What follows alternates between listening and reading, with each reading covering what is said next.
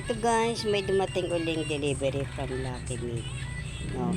So yun, sa deliver ko may dumating yung Lucky Me pancit canton na kalamansi. Yan, 18 yan. Ginawa ko.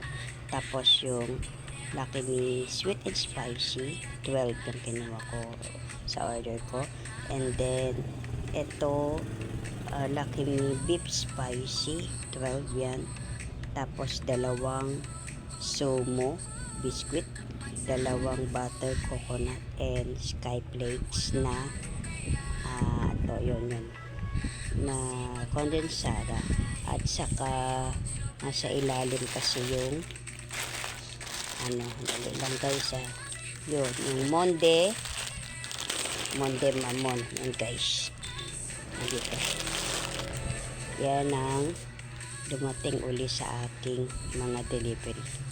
So, yun lang guys. Thank you very much to all of you. Maraming salamat po sa patuloy na pagpapanood ng aking mga videos. Thank you very much. God bless us all. Bye-bye. Ingat po ang lahat.